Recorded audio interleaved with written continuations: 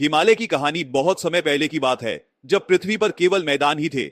न कोई ऊंचे पर्वत थे, न गहरी घाटियां। लोग खुले मैदानों में रहते थे और जीवन जीते थे। लेकिन जीवन में चुनौतियां कम थी और इस कारण मनुष्य आलसी हो गए थे।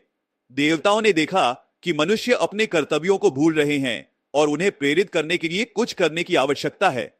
हिमालय का जन्म तब देवताओं ने पृथ्वी पर एक विशाल पर्वत बनाने का निश्चय किया, जो न केवल कठिनाइयों का प्रतीक हो, बल्कि मानवता को ताकत और साहस का महत्व भी सिखाए। भगवान ब्रह्मा ने अपनी शक्ति से एक ऐसा पर्वत बनाया जो आकाश को छू सके और हमेशा बर्फ से ढका रहे। इस पर्वत को हिमालय नाम दिया गया, जिसका अर्थ है बर्फ का घर। पवित्रता का प्रतीक हिमालय को इतना पवित्र बनाया गया कि भगवान शिव ने इसे अपना निवास स्थान चुना।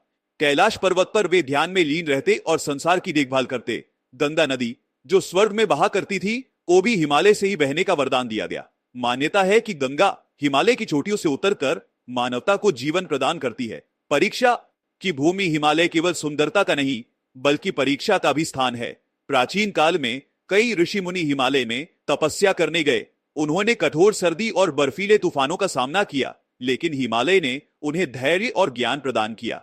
एक प्रेरणा हिमालय की ऊंचाई और उसकी कठोरता ने मनुष्य को सिखाया कि हर चुनौती के बाद सफलता मिलती है। पर्वतारोहियों ने हिमालय को जीतने की कोशिश की और यह समझा कि यह केवल शक्ति से नहीं, बल्कि धैर्य, साहस और एकता से संभव है। अमर कहानी आज भी हिमालय सिर्फ एक पर्वत नहीं है, यह एक प्रेरणा है। इसकी चोटी पर बर्फ की सफेदी जीवन की पवित्रता का प्रतीक है।